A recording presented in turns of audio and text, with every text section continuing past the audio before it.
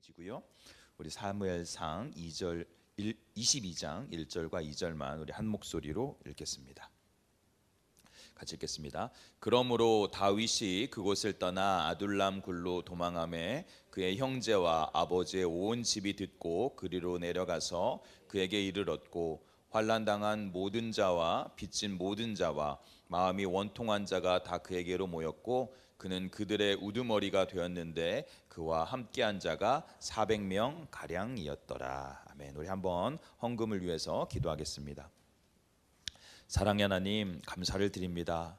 한 주간도 우리를 긍휼과 사랑과 은혜로 지켜 보호하여 주시고, 하나님 오늘 거룩하신 주님 앞에 나와 주님을 예배하게 하시니 감사를 드립니다. 하나님, 우리가 가진 것이 하나님 아버지 미약하여 주님께 드리는 것이 작지만 하나님 마음을 다하여 주님께 드리고자 하나님 우리의 마음의 정성과 하나님 물질의 봉헌을 주님께 드립니다. 주님 받아주시고 하나님의 나라를 위하여 사용하여 주시기를 간절히 원합니다. 하나님 아버지, 우리가 선 땅, 하나님 우리가 일하는 곳, 우리의 가정에서 하나님께서 늘 함께하여 주시고 우리의 손을 댄 모든 일들과 하는 모든 일들에 복 주셔서 아버지 그곳에서도 우리 예수 그리스도의 놀라운 은혜와 사랑을 증거하는 삶을 살아가는, 선교적인 삶을 살아가는, 사명자의 삶을 살아가는 우리가 되게 하여 주시옵소서. 이 시간 하나님 아버지 주님의 말씀 듣길 원합니다. 우리에게 꼭 필요한 생명의 말씀을 허락하여 주시기를 간절히 원하오며 예수 그리스도의 이름으로 기도드립니다. 아멘. 네, 오늘 함께 예배에 나오신 우리 성도님들 계신데 주님의 이름으로 환영하고 축복합니다. 우리 이따 예배 후에 같이 또 식탁의 교제가 있습니다. 우리 함께 하시고 또 돌아가시면 좋겠습니다. 꼭 저와 함께 또 제가 인사드리도록 하겠습니다. 함께 교제 나누면 좋겠습니다. 우리 오늘은 우리 교회 공동체 비전 시리즈, 우리 교회 비전 시리즈, 우리 교회가 이제 다시 새롭게 시작하면서 우리가 비전 시리즈를 나누는데요. 오늘은 우리가 하나님 안에서 이 어떤 공동체를 세워 나갈 것인가에 대해서 한번 나누는 시간을 어떻게 아름답게 세워 나갈 수 있는가라는 제목을 함께 나누겠는데요. 아둘람, 하나님이 세우시는 공동체라는 제목으로 은혜를 나누겠습니다. 그래서 우리가 이 공동체를 어떻게 세워나갈까 여러분과 함께 나눌 때 우리에게 좀 도전이 되고 우리가 어떤 비전으로 이 교회를 세워나가야 될지 우리에게 은혜가 되는 그런 시간이 되길 원합니다. 첫 번째로 우리가 나눌 말씀은요, 치유와 회복이 있는 공동체, A community of healing and restoration. 그래서 오늘 본문의 이제 배경을 좀 우리가 잠시 살펴보면은 다윗이 이제 나오잖아요. 다윗이 이 사울의 위협을 받아서 이 블레셋까지 가게 됩니다. 그죠? 블레셋까지 가서 거기에서 가드 왕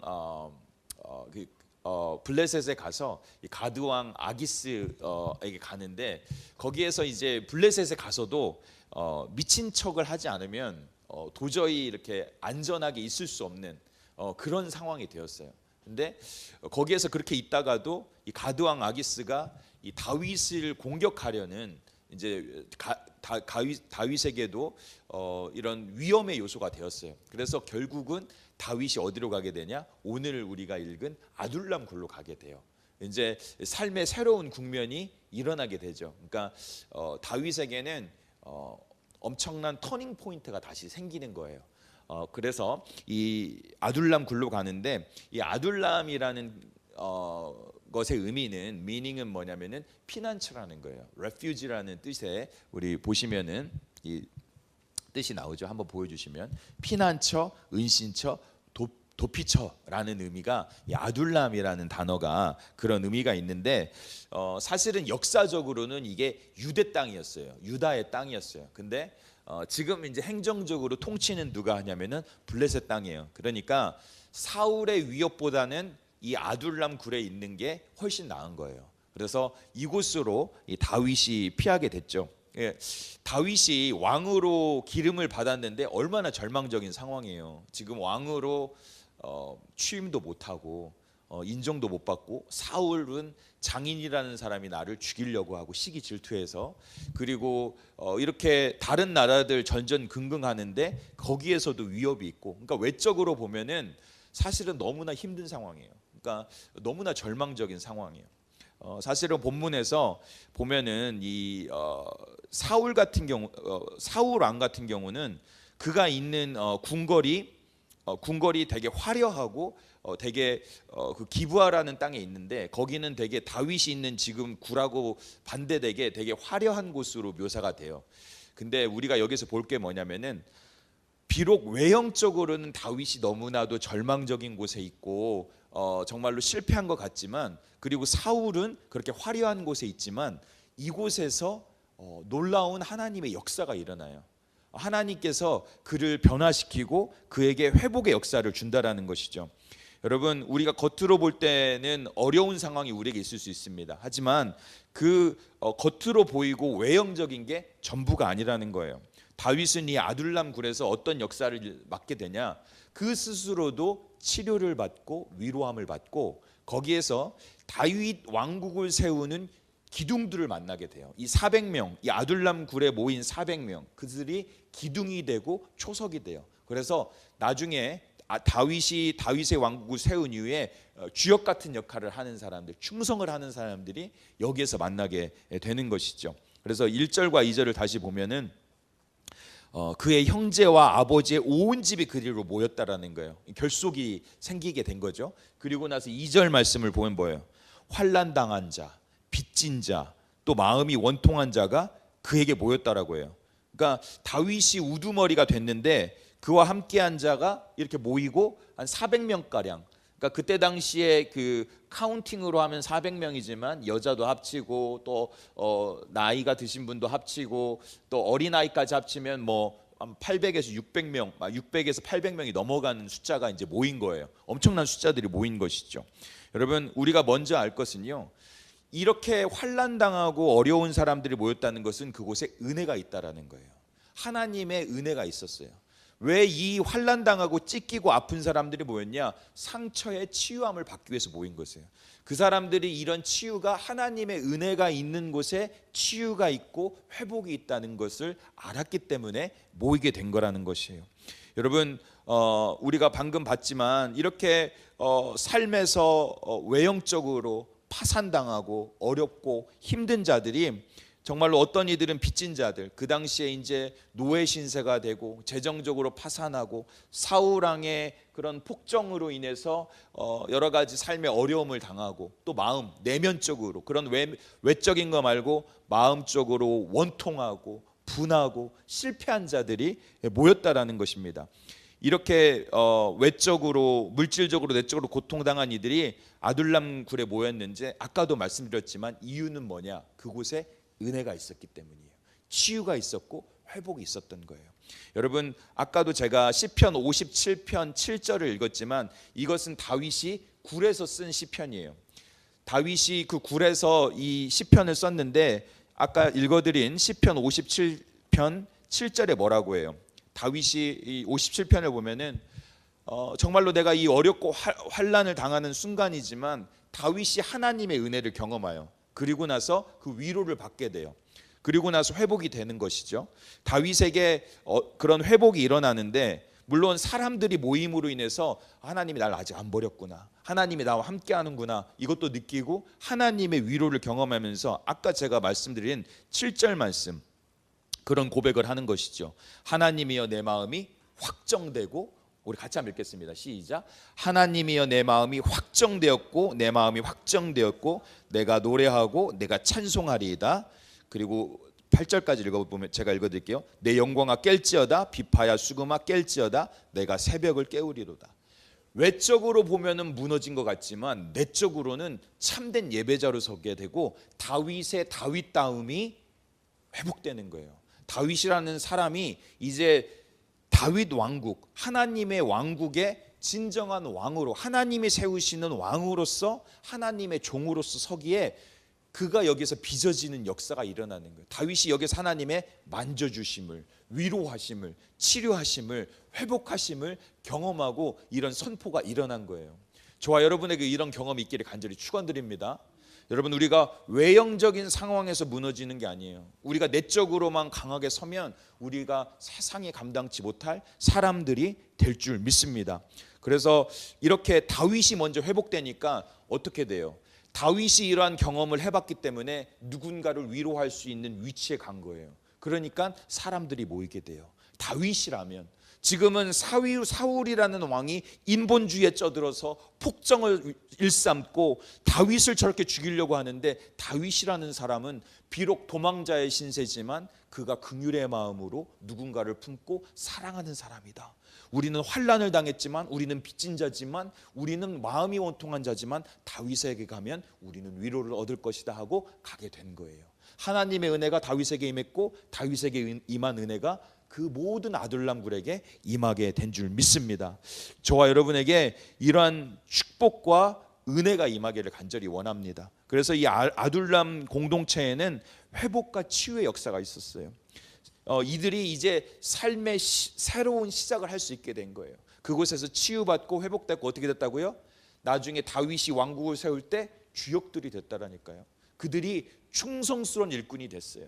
다윗과 왕국을 세운 놀라운 사람들이, 누가 그렇게 상처받은 자들이, 누가 그렇게 깨어진 자들이, 누가 그렇게 무너진 자들이 다윗 왕국의 리더들로 설 줄 알았겠어요.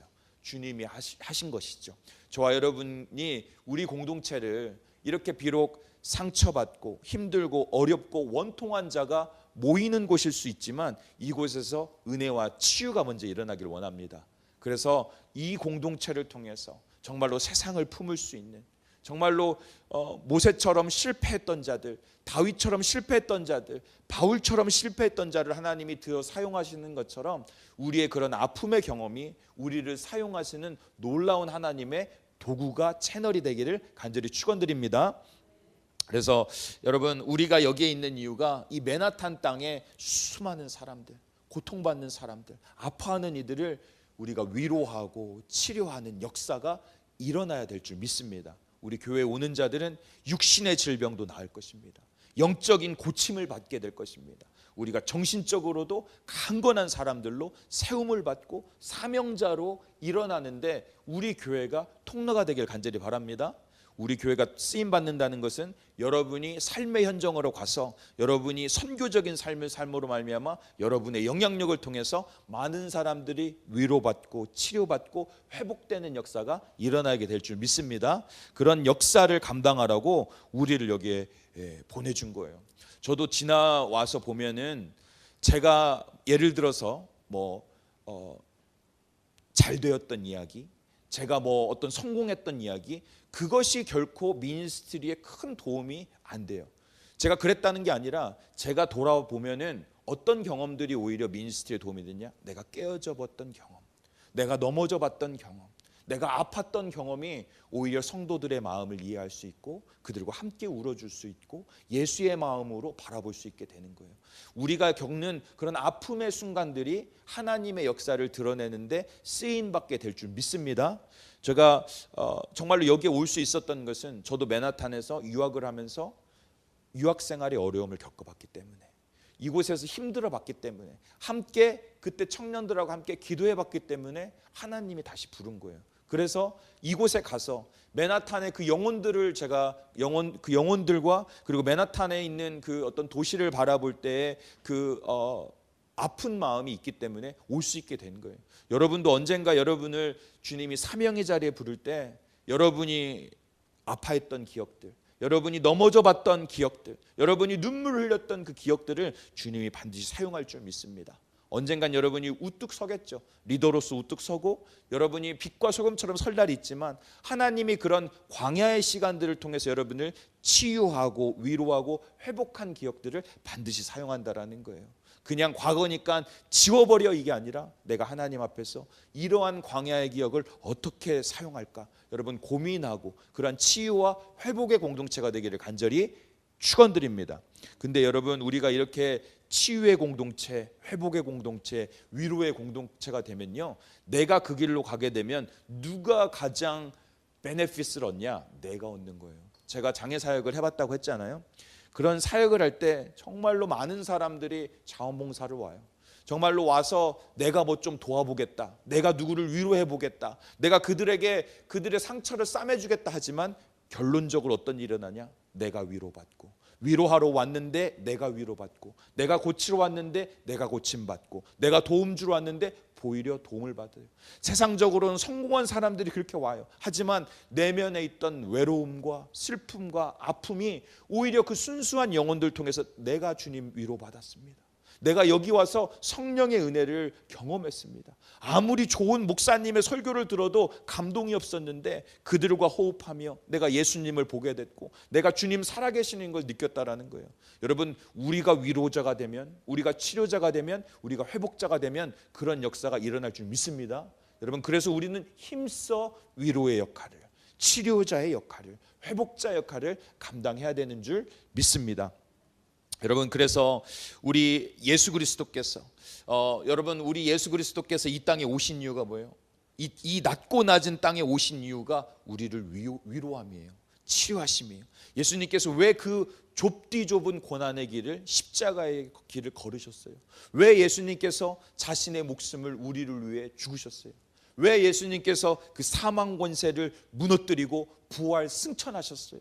저와 여러분을 구원하시기 위함이에요.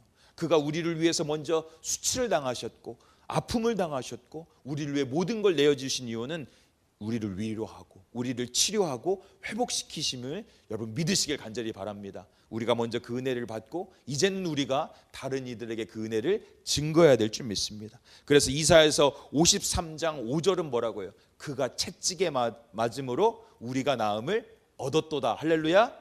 그리고 여러분, 마태복음 11장 28절 뭐라고요? 수고하고 무거운 짐진 자들아 내게로 오라, 내가 너희를 쉬게 하리라. 할렐루야. 딴 데 가서 쉬지 말고 예수님 밑에서 쉬세요. 아멘. 그게 먼저입니다. 그래서 예수님께서 친히 말씀하시기를, 이사야서를 통해서 말씀하시기를 뭐라고 말씀하세요? 내가 온 목적이 누가복음에 뭐라고 해요? 같이 한번 읽겠습니다. 시작. 자, 우리 누가복음 같이 읽겠습니다. 시작. 주의 성령이 내게 임하셨으니 이는 가난한 자에게 복음을 전하게 하시려고 내게 기름을 부으시고 나를 보내사 포로된 자에게 자유를, 눈먼 자에게 다시 보게 함을 전파하여 눌린 자를 자유롭게 하고 주의 은혜를 전파하게 하려 하심이라. 우리 예수 그리스도가 오신 목적이 진정한 위로와 치료와 회복을 위해서 오신 것처럼 우리가 이 교회가 있는 목적이, 내가 이 땅에 선 목적이 그러한 것인 줄 믿습니다. 여러분, 바라기는 여러분이 먼저 위로를 받고 치료를 받고 회복을 받길 원합니다. 우리 내면에 쓴뿌리로 남은 것들을 예수 안에서 완전히 청산해버리고 회복되어 건강한 자아로, 영적인 자아로, 작은 예수로 거듭나서 진정한 위로와 회복과 치유가 있는 그런 공동체가 되기를 간절히 축원드리는 것입니다. 그래서 우리 이 버티칼이 앞으로 그런 놀라운 은혜의 공동체, 치료의 공동체, 이 맨하탄을 변화시키는 회복의 공동체가 될 줄 믿습니다. 두 번째로 중요한 건 뭐냐?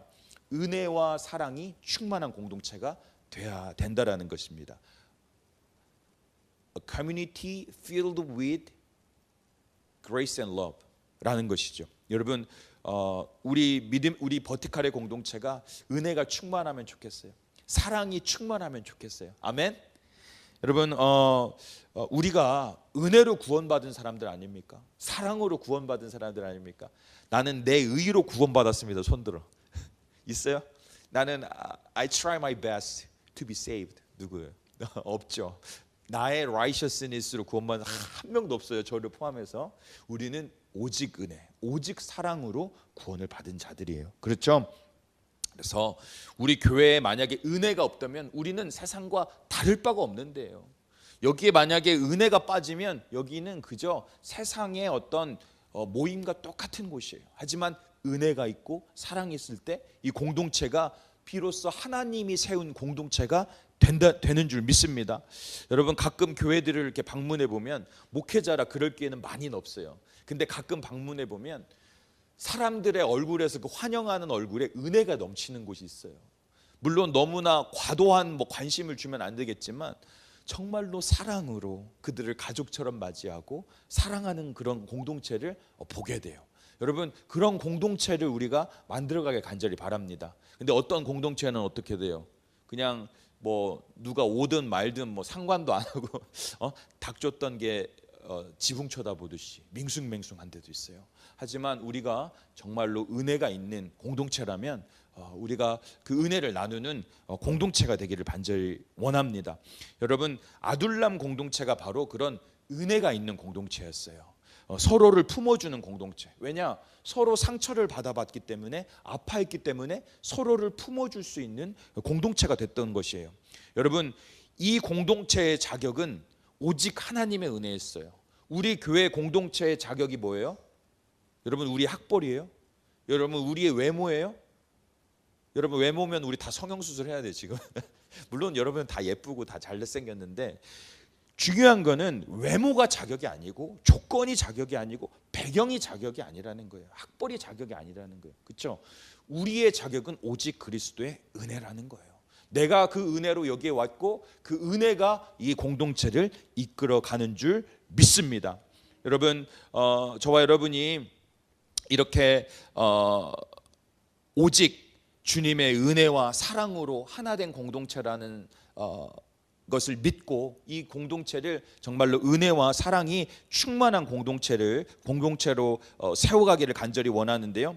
여러분 다시 한번 우리 공동체가 사회의 지위의 고귀를 떠나서 부자나 가난한 자나 어른이나 젊은이나 조건 없이 차별 없이 주님의 은혜와 사랑으로 한 가족이 되어야 될 줄 믿습니다.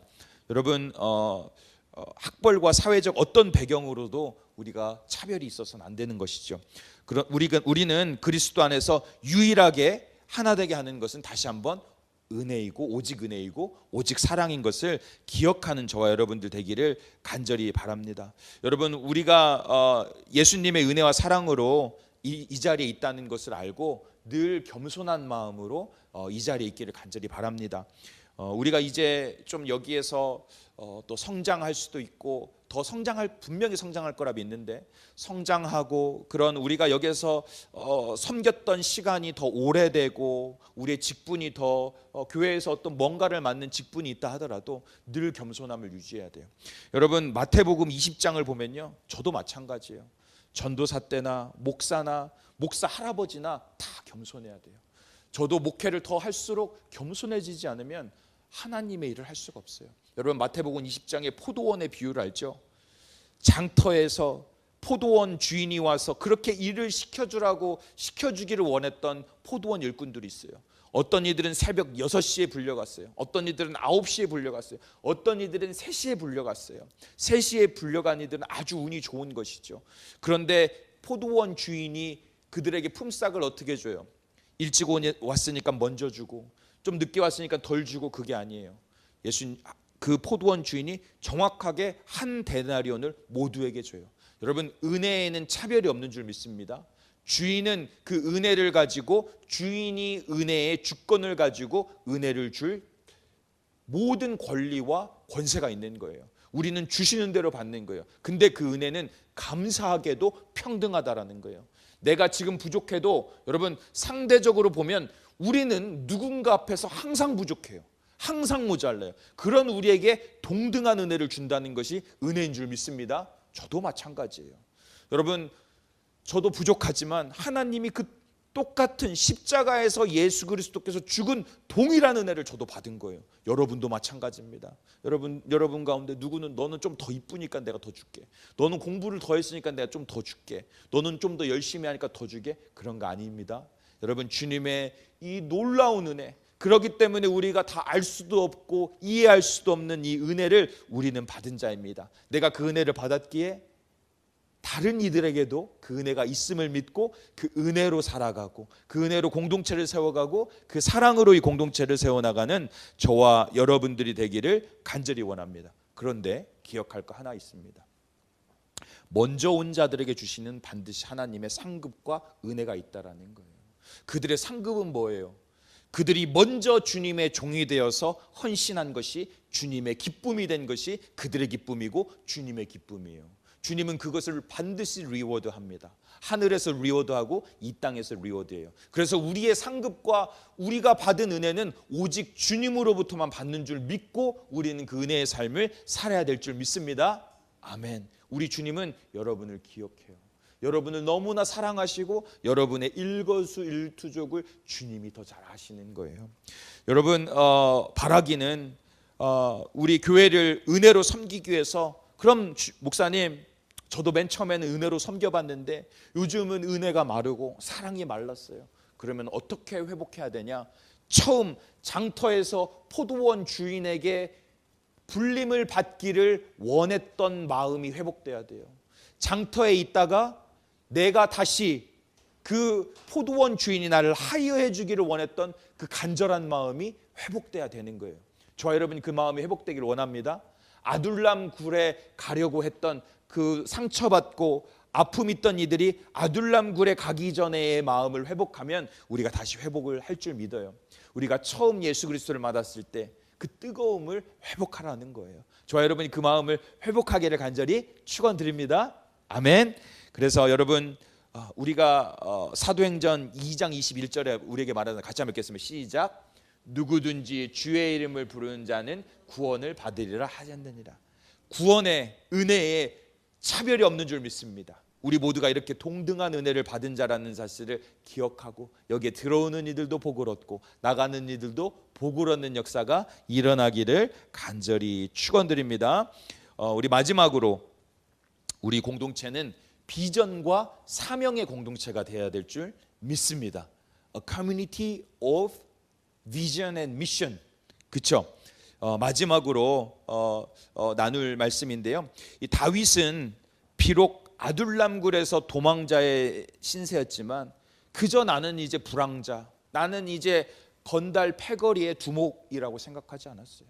나는 주님이 나를 불렀고 나에게 기름 부었고 나는 왕이 주님이 택하신 왕이라는 것을 잊지 않았어요.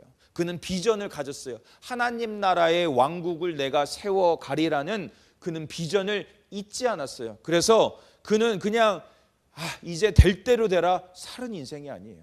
그는 그곳에서 하나님께서 주신 시간 가운데 예배를 멈추지 않았고 그의 정체성을 버리지 않았고 그의 가진 비전을 꿋꿋이 이루어 나가고 품고 나가고 사명을 감당했던 삶을 살았던 다윗이라는 거예요.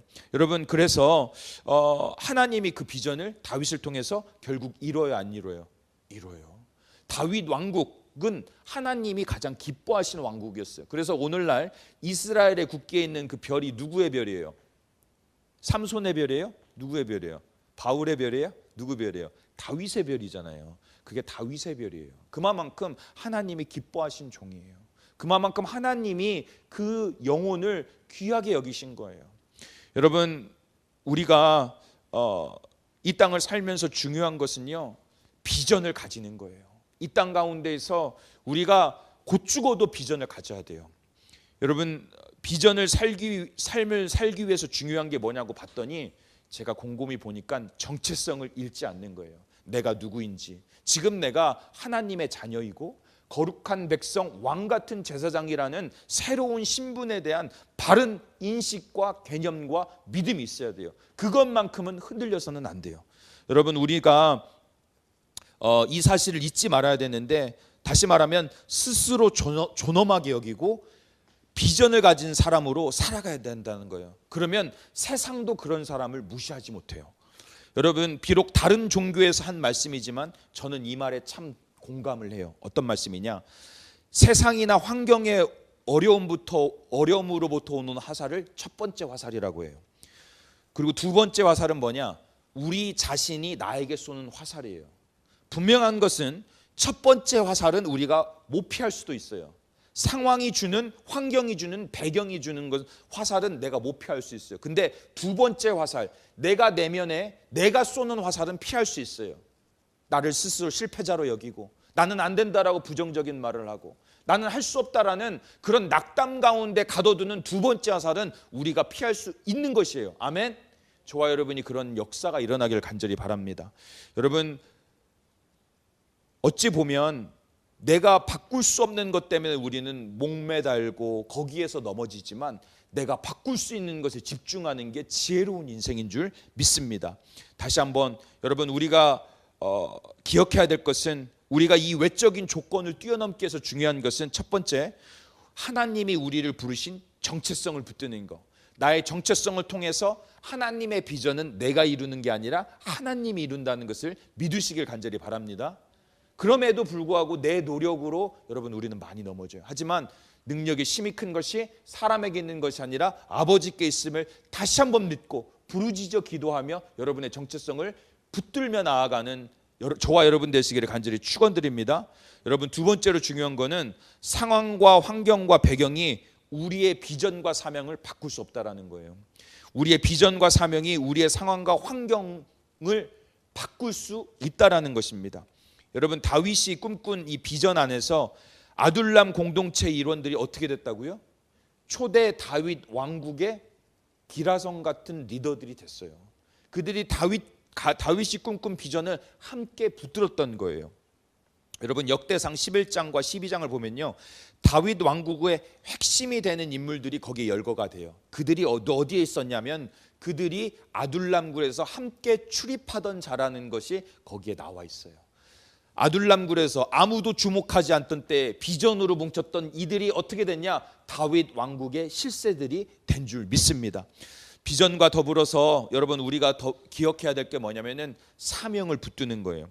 다윗과 아둘람 공동체 일원은 그들이 해야 될 사명을 계속했어요. 때를 얻든지 못 얻든지. 여러분, 이 성경 말씀을 보면요, 사무엘상 25장 16절에 보면은, 제가 읽어드릴게요. 우리가 양을 지키는 동안에 그들이 우리와 함께 있어 밤낮 우리에게 담이 되었습니다. 다윗의 사람들은 나발이라는 어떤 사람의 하인들이 양을 칠 때 그들을 선대하고 하나님의 백성답게 의롭게 선대했어요. 그때가 언제였냐? 아둘람굴에서 그들이 어려움을 당할 때, 그때도 사명을 잊지 않았다라는 거예요. 두 번째, 또한 사무엘상 27장 8절에 보면 아직 다윗이 왕도 안 됐는데 이스라엘 백성이 고통을 당해요. 구술 사람, 기르스 사람, 아말렉 사람들이 이스라엘을 고통당하게 할 때 그들을 정벌하고 정복하며 돕는 역할을 했어요. 왕 같은 역할을 한 거예요. 왕은 아직 왕으로 등극은 안 됐지만 왕처럼 살았어요. 무슨 말을 하고 싶냐? 여러분, 세상적으로도 보면, 여러분 세상의 자기계발서를 보면 이런 말을 많이 하잖아요. 어떻게 생각하느냐가, 어떻게 말을 하느냐가, 어떻게 행동하느냐가 여러분의 미래를 좌지우지하고 결정짓는다라는 말을 하죠. 사실 이 말은 잠언에 다 있는 말이에요. 여러분이 어떻게 말하고 어떻게 생각하느냐가 여러분의 삶을 결정하는데요. 이게 왜 중요하냐? 첫 번째, 내가 무엇을 말하느냐, 무엇을 생각하느냐, 무엇을 행동하느냐가 나를 지배해요. 우리 머리가 상당히 복잡하고 똑똑한 것 같지만, 이 머리라는 것이 논리적으로 이성적으로만 반응하는 것 같지만, 머리가 반응하는데 가장 먼저 반응하는 것은 보는 것에 반응하는 거예요. 머리가 어디에 반응하냐? 본인이 말하는 것에 반응하는 거예요. 그것이 머리라는 거예요. 나는 잘 된다, 난 할 수 있다 하면 머리는 이미 난 할 수 있다라고 생각해요. 나는 이런 사람이라고 얘기하면 머리는 이미 그런 사람처럼 행동해요. 여러분, 우리 머리를, 나를 지배하기 위해서 우리가 말하는 것이, 행동하는 것이 얼마나 중요한지를 말해주는 거예요. 저와 여러분이 하나님의 백성으로서 나 스스로에게 이렇게 나 스스로를 컨트롤할 수 있는 그런 내면의 강함을 갖기를 간절히 바랍니다. 예수가 내 안에 있을 때, 예수가 내 안에 있음으로 성령이 나와 함께함으로 능히 감당해낼 줄 믿습니다. 두 번째 중요한 것은 내가 어떻게 행동하느냐가 상대방의 반응과 공동체의 리더십을 형성한다는 거예요. 여러분, 우리 개발서에 보면은 이런 말 하잖아요. 리더처럼 행동하라고 하잖아요. 내가 어떻게 행동하느냐가 세상이 나에게 대해주는 그들의 방식과 그들의 행동 양식을 결정한다라는 거예요. 첫 번째는 내가 나를 컨트롤할 수 있게 말과 행동과 생각을 조심해야 되지만, 또 두 번째 중요한 거는 내가 어떻게 하느냐에 따라서 상대방이, 또 공동체가, 내가 속한 어떤 공동체가 어떻게 나를 대하느냐가 결정된다라는 거예요. 그렇기 때문에 여러분, 다윗은 아직 왕이 아니었지만 왕처럼 행동했듯이 저와 여러분이 어떤 꿈꾸는 바가 있다면 그것처럼 예를 들어서 마시고 먹고 생각하고 행동하고 결정하기를 간절히 바랍니다. 되게 중요한 포인트예요. 마지막으로 중요한 거, 이것이 정말로 중요한데요. 사단이요, 여러분의 입과 행동과 여러분의 생각을 주시하고 있어요. 사단에게 우리가 부정적인 미끼를 줘서는 안 돼요. 우리가 사단이 여러분의 입을 주시하고 있고 여러분의 생각과 눈을 주시하고 있어요. 사단은 언제든지 우리가 낙담하길 원하고 넘어지길 원해요. 우리의 두려워하는 눈빛에 그는 환호해요. 여러분, 우리가 사단에게 빌미를 주지 않기를 간절히 바랍니다. 우리가 싸우는 싸움은 혈과 육에 관한 싸움이 아니에요. 영적인 싸움이에요. 아멘. 여러분, 이것이 되게 중요합니다. 우리가 세상 가운데서만 싸우는 것 같지만, 영적인 무기를 갖고 세상과 싸우는 것 같지만, 실제적인 싸움은 영적인 spiritual battle이에요. 여러분, 여기에서 승리해야 세상을 이기게 되는 줄 믿습니다. 순서가 안 바뀌었으면 좋겠어요. 영적인 자리에서, 기도의 자리에서 승리한 자가 세상을 이기게 될 줄 믿습니다. 여러분, 다윗이 이겼던 배틀의 모든 것의 승리가 어디서 일어났어요? 영적인 자리에서 기도의 두 손을 높이 들었을 때. 모세가 영적인 자리에서 기도의 두 손을 높이 들었을 때 아말렉을 물리친 줄 믿습니다. 순서가 바뀌지 않는, 저와 여러분이 이렇게 비전과 사명에 붙들 때 세상을 이기게 될 줄 믿습니다. 그래서 여러분, 우리에게 중요한 건 뭐냐? 이렇게 하나님 안에서 우리가 말하는 거, 행동하는 거, 그리고 생각하는 것마저도 정말로 비전과 사명에 붙들린 자처럼, 우리가 이미 하나님이 주신 비전을 이룬 자처럼 살아가야 된다라는 거예요. 그래서 여러분, 다시 본론으로 가면은 다윗은 아둘람 굴에 있었지만 바른 정체성을 가지고 비전을 잊어버리지 않고 사명에 붙들린 삶을 살아갔어요. 다윗뿐만 아니라 그 공동체가 다 그렇게 사는 줄 믿습니다. 그 끝을 우리가 보았습니다. 만약에 다윗이 비전도 없고 사명자로 살지 않았다면 다윗과 그 무리들은 다윗과 패거리들, 건달의 무리들밖에 되지 않았을 거예요. 하지만 그는 비전을 잃지 않았기 때문에 하나님의 놀라운 종으로 쓰임을 받은 것이죠. 여러분, 잠언 29장 18절에 이런 말이 있죠. 우리 같이 읽겠습니다. 시작. 묵시가 없으면 백성이 방자에 행하거니와 율법을 지키는 자는 복이 있느니라. 여기에서 말하는 묵시가 비전이에요. prophetic vision, 신적 비전이에요. 우리가 내 비전이 아니라 하나님의 비전에 붙들릴 때 하나님의 역사를 이룰 줄 믿습니다. 여러분, 우리에게 중요한 거는 우리가 방자에 행하지 않으려면 하나님의 비전이 필요해요.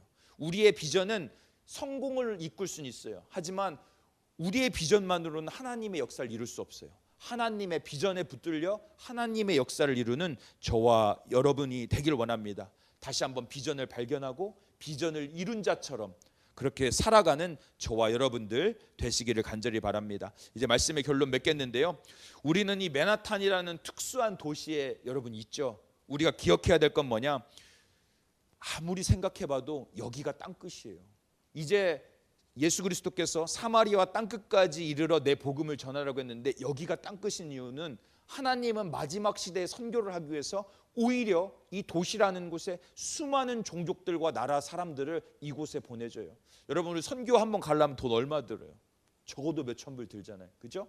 근데 여러분, 이곳에 있으면서 본인이 돈 써서 온 사람들 우리가 선교해야 돼, 안 해야 돼요? 해야 될 줄 믿습니다. 때로는 미소로, 때로는 따뜻한 친절로, 그리고 때로는 담대한 복음으로 그들에게 복음을 증거하길 간절히 바랍니다.